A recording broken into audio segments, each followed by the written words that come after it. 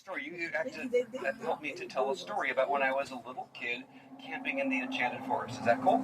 Okay, because you've been on stage before, so that should be good. So these are the actual ropes that I used to tie up my tent when I was a kid. So we hold on to that one, I'll hold on to this one. And it's tied onto itself. You just untie it. Yeah, go ahead and untie yours. I'll untie mine. Oh, you're faster than me. Okay, that's all right. Here we go. All right. Would you hold it without hitting a light? Hold it by the two ends and pull it tight. It does not stretch, does it? No, just a normal rope. Take the ends, touch the ends together like this. You're not making the boop sound. There you go. Good booping. Yeah, and they don't stick together, do they? No, there's no magnets, no Velcro, no chewed up bubble gum, nothing like that. No, okay. I took it off. Put it over your head. Put it back behind your head without knocking off your tiara. This is the hard part for you. Put it over your shoulders and let go of both ends on yours and just let it hang like a scarf. I'm going to hold on to mine because I need your hands free to play the role of the squirrel in our story. Yeah, see, when I was a little kid, have you guys heard this one yet? No, you haven't heard the story? When I was a little kid at the Enchanted Forest, there was a little squirrel whose name was also Paige. I just realized. What a coincidence. Yeah, that is true-ish. So be my little squirrel. Yeah, a round of applause for Paige the squirrel. Very good. It was spelled the same as you two. P-H-E-E. Yeah, don't hop that much. No, that's okay. So Paige the squirrel always wanted to try to get the rope that I tie my tent up with.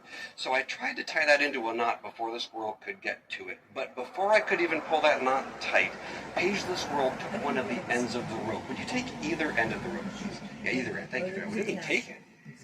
No, that's what the squirrel did. Took both ends, leaving me then with just the middle of a rope, which is very strange, isn't it? Yes, but in the Enchanted Forest, these things can happen.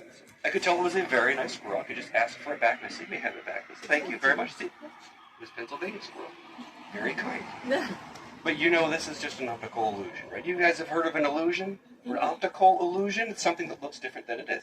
So if you take a little piece of rope and a loop of rope, and if you just spin that little piece around the loop, and you let it hang right where they meet, do you see the illusion that creates? When you look at that big picture, it really looks like it's the ends of the rope again, doesn't it? It's a good illusion. It's a good illusion. Yeah, exactly. But wait, the squirrel is still there. The squirrel is still there. Yes, and the light went out, but that's okay. I can see now. The squirrel is still there, trying to get there. This time I was a little bit faster than the squirrel, and I got that tied into a knot, nice and tight knot, and I got that knot far away from the squirrel, but Paige the squirrel, as squirrels sometimes do, had scissors. It's a story, so you can, whatever. Just pretend to cut it right there. Yep, just pretend. Good. Oh, you really cut it. No, put those down. Those are sharp fingers. Don't run with those fingers. Look where you cut my rope. But that's okay. That's what I asked you to, because the squirrel did just that. The squirrel cut the rope with its scissors, and so now I had a bit of a problem, though. Do you guys ever have a problem that you don't know how to solve?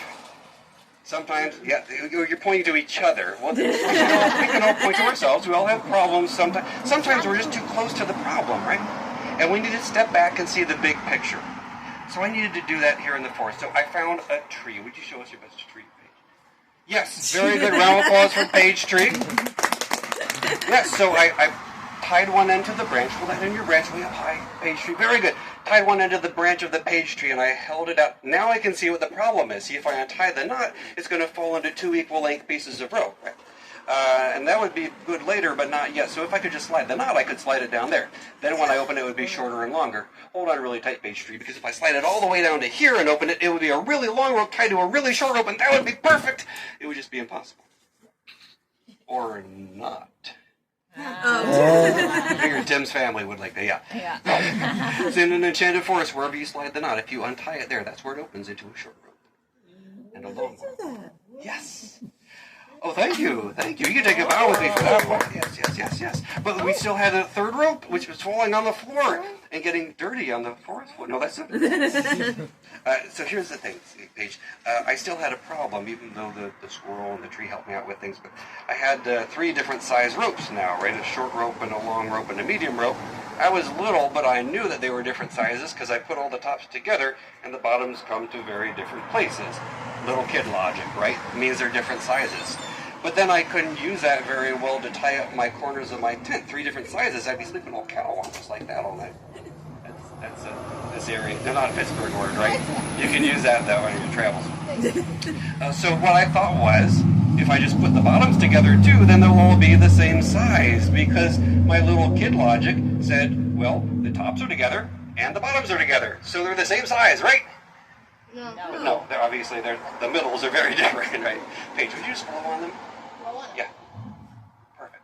When you do that, you can pull and they become the same size. Now I have 1, 2, 3 ropes, all the same size. Just like that. Yes, thank you. And then, you know what? I had a great night's sleep, but then the next morning I wanted to give my dad back his ropes the way that I had borrowed them, which was 3 different sizes, because you should always give things back the way you borrow them. So I tied them together at the ends, tried to figure out how do I do that, because I just turned them all the same size. I have 3 ropes all the same size now. So how do I make them all different sizes again? I'm just going to do the opposite of however I made them all the same size, which was how I blew on them, or you blew on them, and pulled, right? So what's the opposite? Thank you. Appreciate it. He agrees. What's the opposite of pulling? And don't say honking. Pushing. So if I push or squeeze, and Paige, you're going to do the magic. You're going to squeeze them in the middle, just like that, on the count of 3. And the neat thing is, when you do the magic by squeezing, you can hear, even in the back there, even with honking horns, you'll be able to hear that moment, if you listen carefully, right when the magic happens with the squeeze. Ready? 1, 2, 3.